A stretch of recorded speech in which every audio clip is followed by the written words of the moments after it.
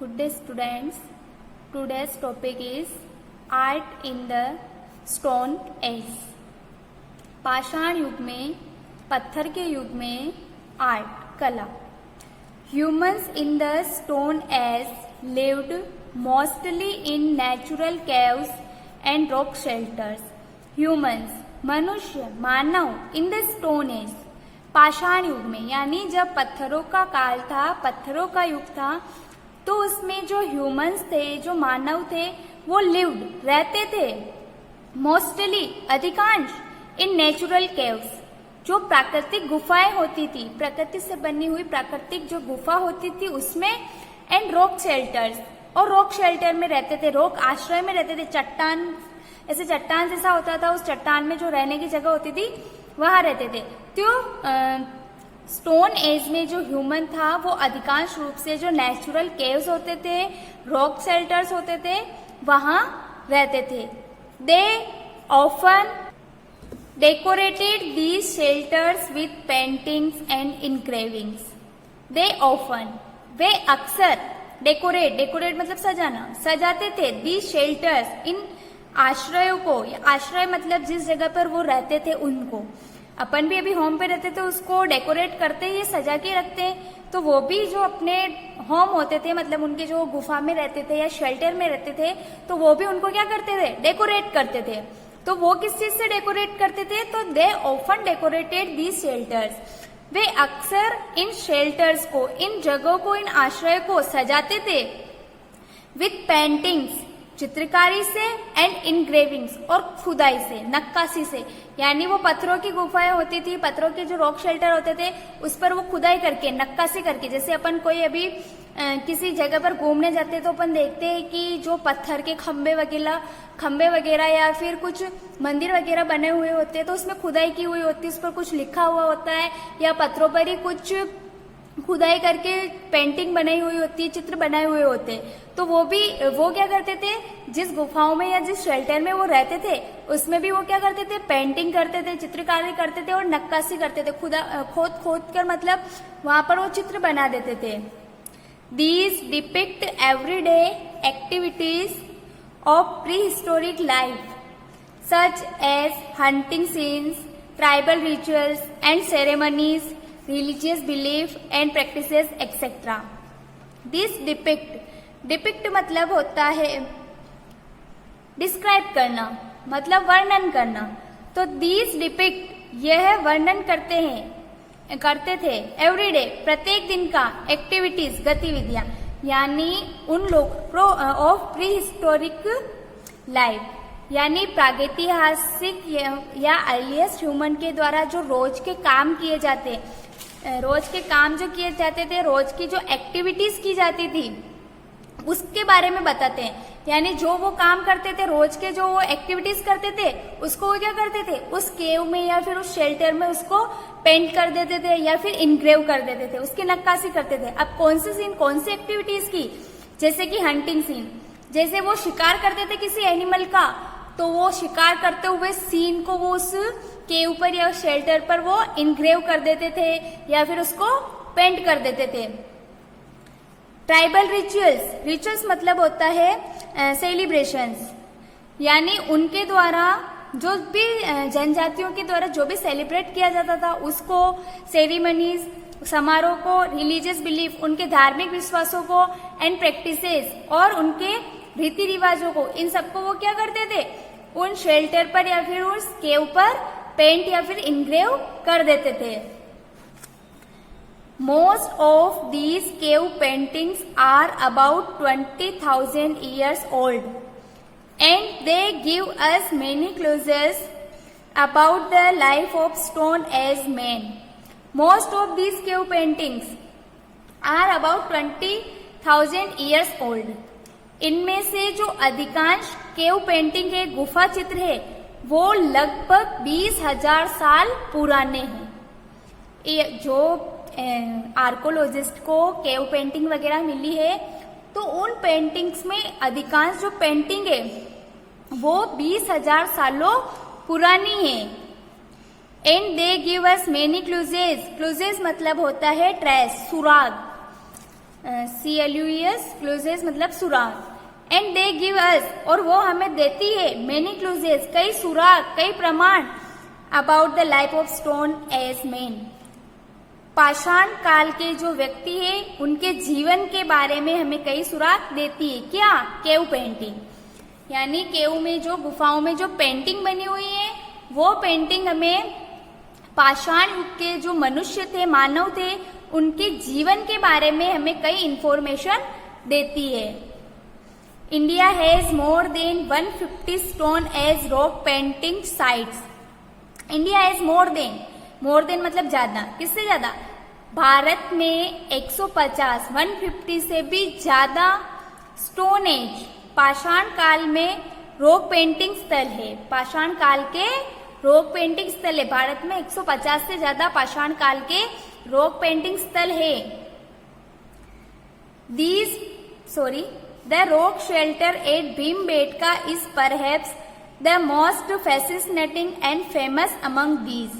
The rock shelter at Bhimbetka एक जगह है जो कि भोपाल जो कि MP में आता है उससे 45 किलोमीटर दूर है। तो Bhimbetka the rock shelter at Bhimbetka का जो रॉक शेल्टर है परहैप्स शायद the most fascinating and famous among these, fascinating मतलब द डिलाइटफुल आकर्षक, वो सबसे ज्यादा आकर्षक और प्रसिद्ध है इन सब में से। जितने भी रॉक शेल्टर है उन सब में से भीमबेटका का जो रॉक शेल्टर है वो शायद सबसे आकर्षक सबसे सुंदर और सबसे प्रसिद्ध है, फेमस है। These paintings and drawings show stick figures stalking and hunting animals. These paintings, ये चित्र एंड ड्राइंग्स रेखा चित्र शो दिखाते हैं स्टिक फिगर्स सटीक आंकड़े, फिगर्स मतलब डाटा, सटीक आंकड़े, स्टॉकिंग मतलब होता है पीछा करना, यानी जब वो जानवरों का एनिमल्स का पीछा करते थे और उन हंटिंग एनिमल्स और उनका शिकार करते हैं। तो जो पेंटिंग है या रेखा चित्र है वो ड्राइंग है वो हमें क्या दिखाती है कि एनिमल्स का पीछा करते हुए दिखाती है या फिर एनिमल्स को हंट करते हुए, एनिमल्स का शिकार करते हुए दिखाती है। Some other paintings show people dancing and performing rituals. Some other paintings और कुछ दूसरी पेंटिंग है शो दिखाती है पीपुल डांसिंग लोगों को नृत्य करते हुए एंड परफॉर्मिंग रिचुअल्स और उनके धार्मिक रीति रिवाजों को पूरा करते हुए। इसके अलावा दूसरी पेंटिंग्स है वो पेंटिंग क्या दिखाती है, कोई किसमें डांस कर रहा है, कोई लोग है तो वो नृत्य करते हुए दिखा रहे हैं, डांस करते हुए दिखा रहे हैं, परफॉर्मिंग रिचुअल्स उनके जो रीति रिवाज है उनको सेलिब्रेट करते हुए परफॉर्म करते हुए दिखा रहे हैं। तो ऐसे कई पेंटिंग्स बनी हुई थी। तो उन्हीं पेंटिंग से आर्कोलॉजिस्ट को मतलब उन्होंने जब रिसर्च करी तब उनको पता चला कि ऐसे ऐसे वो लोग उस टाइम डांस भी करते थे, रीति रिवाज भी मानते थे, वो हंट करते थे। तो ये सब जो केव में या शेल्टर में जो बने हुए हैं उसकी वजह से हमें पता चला है। The main colours used in these paintings are ochre, red and white. Ochre मतलब होता है गेरू। तो इन पेंटिंग्स को बनाने के लिए जो मेन कलर यूज किया जाता है वो था गेरू। गेरू मतलब रेड और व्हाइट दोनों का मिक्स रूप, उसे गेरू कलर बोलते हैं। तो इन पेंटिंग्स को बनाने के लिए गेरू कलर का यूज किया जाता था। Similar pre historic paintings have also been found in France, Spain and some other countries. Similar इसी तरह प्री हिस्टोरिक पेंटिंग्स प्रागैतिहासिक चित्रकारी हैव आल्सो बीन फाउंड वो मिली है इन फ्रांस, स्पेन और सम अदर कंट्रीज और कुछ दूसरे देशों में भी।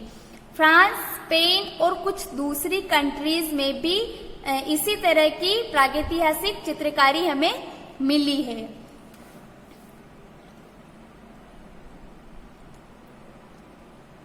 केव पेंटिंग ये गुफा चित्र है, कहाँ का है? फ्रांस का लॉस कॉक्स का है। इधर रॉक पेंटिंग है जो कि भीमबेटका की है। Bhimbetka is located about 45 kilometre from Bhopal MP। Bhimbetka जो है वो भोपाल से लगभग 45 किलोमीटर दूर है। It is also a UNESCO world heritage site और इसके साथ साथ ही ये यूनेस्को का विश्व प्रसिद्ध विरासत स्थल भी है भीमबेटका। अब मैं आपको सिमिलर बता देती हूँ। मतलब अपन ने लेसन स्टार्टिंग से अभी तक मैंने एक भी सिमिलर राइट नहीं करवाया, तो स्टार्टिंग जब सेकंड लेसन चैप्टर स्टार्ट किया तो वहां से लेकर अब तक जो हमने पढ़ा उसके बीच में जो डिफिकल्ट वर्ड है वो मैं आपको बता देती हूँ। आप नोटबुक में राइट कर लेना। इरेक्ट, इरेक्ट मतलब होता है स्ट्रेट, सीधा। एक्सटिंक्ट, डेस्ट्रॉयड यानी नष्ट होना, विलुप्त हो जाना। बीस्ट, एनिमल, जानवर। डिस्टिंक्ट, सेपरेट, अलग होना।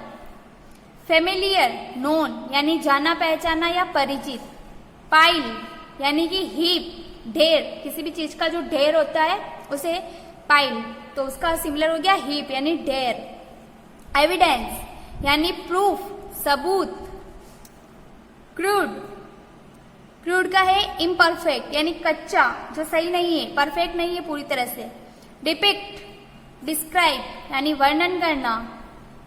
रिचुअल, सेलिब्रेशंस, मनाना, उत्साह मनाना।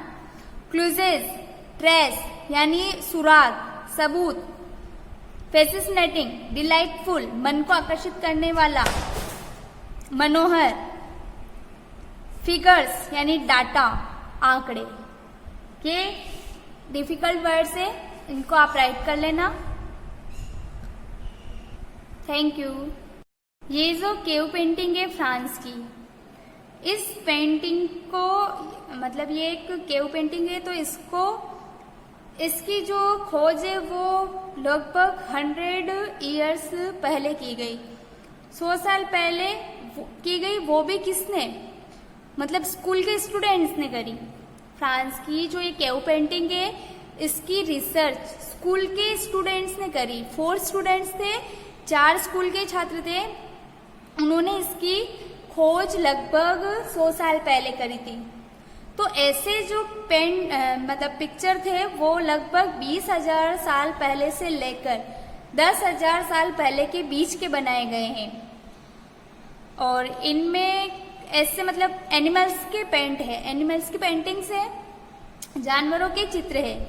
इनमें से जैसे जंगली घोड़े हैं, गाय, भैंस, गेंडा, रेंडियर, बारहसिंगा और साथ साथ पिग्स, सुअरों को भी पेंटिंग्स है, जो कि मतलब डार्क शाइनिंग कलर से बनाई गई, इसको डार्क शाइनिंग कलर से बनाई गई है। और इनमें मतलब ऐसे जो आयरन होता है, लोहा होता है, तो उसका और चारकोल होता है, उसके ऐसे मिनरल्स का यूज किया गया है। और इसमें पहले उसमें ऊपर भी अपन ने पढ़ा है कि ऐसी पेंटिंग्स कब बनाई जाती थी, तो सेलिब्रेशंस, सेरेमनीज होती थी, उत्साह होते थे तब बनाई जाती थी, या फिर हंटर्स के द्वारा जब उस एनिमल्स को हंट किया जाता था तो हंट करने पर ऐसे बनाया जाता था। मतलब ये क्या करते थे कि एनिमल्स को हंट करते थे, तो एनिमल्स को हंट करने से पहले क्या करते थे, सेरेमनीज करते थे, धार्मिक अनुष्ठान करते थे, तो उस समय इन पेंटिंग्स को बनाई गई है।